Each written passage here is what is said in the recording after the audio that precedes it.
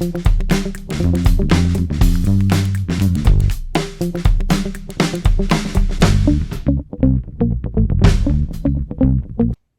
this is Tom Rennie from TomRennieRunning.com, and today's topic is a little sensitive. You'll see it, and I see it all the time on social media, Facebook, all of those, especially when the big marathons come up. Boston, especially Boston. And that's why today I'm wearing my Boston attire. I've got my 2011 hat, 2013 shirt, and one of a few Boston Marathon, this is 2013, that I have.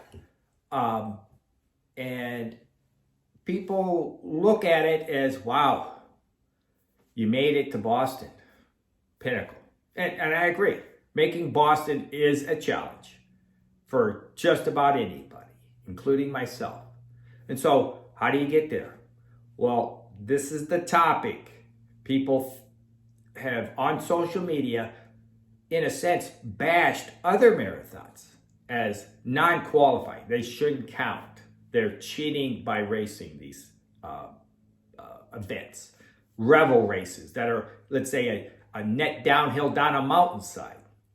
Or this other race that's, perfect weather all the time and it's slightly downhill or whatever it might be. That's, they're skewing that one race as, no, can't count.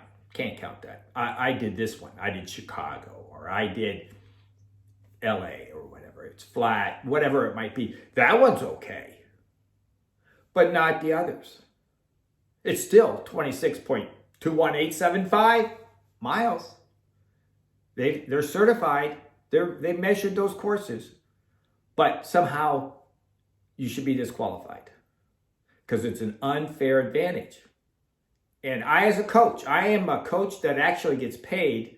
I have clients that pay me to train them to hit their goals, whether that's Boston or PR in Chicago or at their local hometown.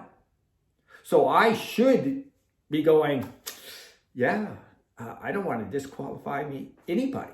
I'm a coach. Yeah, everybody's okay. And that's true. I believe everybody's okay. If you want to run a Revel race downhill, do so. It perfectly qualifies. It's the legit distance, it's certified, and people will argue with me. Argue on Facebook constantly. Oh, disqualify that dude. He ran 10 minutes faster on a Revel race on a downhill mountainside. This is what I would say to every individual, because everybody's different. I live in Texas. So what are the advantages I have, or my clients have for that matter? My clients that pay me, they're getting paid professional help to improve their running versus somebody else that's doing let's say a Revel race down. They're trying to skirt the advantage towards them. Hey, I'm going to cheat by going downhill on a race. Well, maybe they can't afford a coach like myself, but they can do that race. But you're cheating, or somebody else might be considered cheating by using a coach. And for that matter, everybody's different financially too. There may be individuals that cannot do a race outside of their city. They just can't afford a trip that many of us take for granted. And I'm in Texas. I'm going to fly to Chicago to try to Boston qualify, let's say. That takes hotel, that takes air, that takes the whole gamut, entry fees, everything, into a big event. And that's cost. Versus somebody else may not have that advantage. They don't have that. They don't have what I have in my closet. I have 4 pairs of running shoes that I rotate through. Some people may not even have just one that they wear every day of the week. So there's advantages of every magnitude. You have a coach. Many have a nutritionist. Some have strength training coaches. All of those should be disqualified. If you did a tally of everybody that is actually in Boston and said, hey, where are you from? If you better be from Boston, because if you're not, if you flew in, or if you drove a 500 to 1,000 miles or more, you should be disqualified. You know, you're financially able to take that trip. Oh, now how many people, if you were local, how many head coaches disqualified? We can't judge a race and say somebody's cheated or took advantage of a downhill or whatever the course might be just by one thing. Because you have to look at yourself to say, what advantages do you have that the other person doesn't have? And that's what it comes down to. Don't look at them. Look at yourself.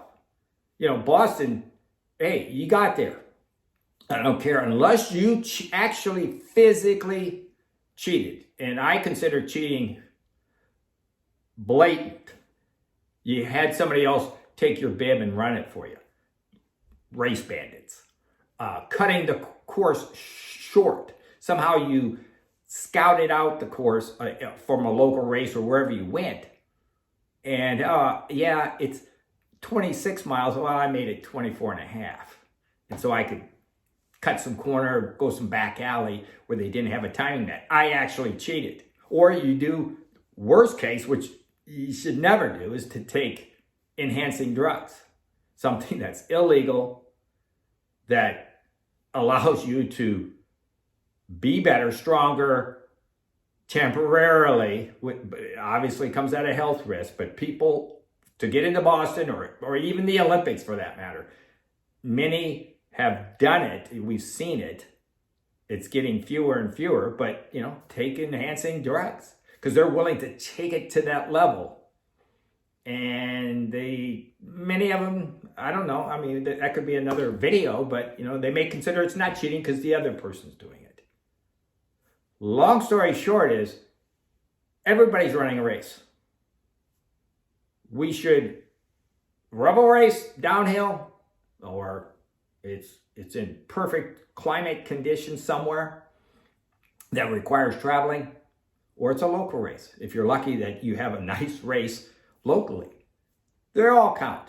Boston should not be the judge of saying, hey, I'm going to disqualify certain people. Because if you get down to it, everybody and his kid sister that's actually running in Boston would be disqualified. They shouldn't even be there for multitude of reasons. Because really, you know, there's people walking the streets that can't run a marathon because they can't afford it. They can't even barely afford a pair of tennis shoes.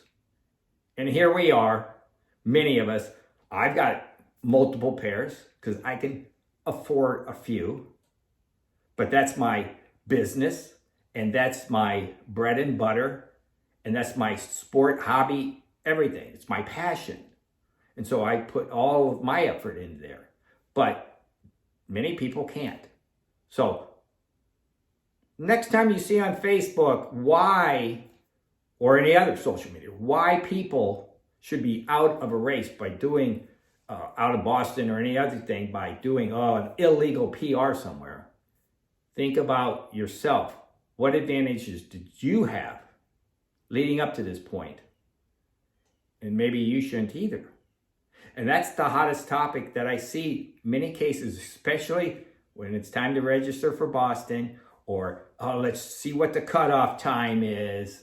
Did I make it make it by 5 seconds, 2 seconds? You know, it's like, oh, darn it. You know, and all the other gamuts. Do your race. Do what you can do. And if you get into Boston, fine. If you do your PRs, fine. If you just run a marathon, great.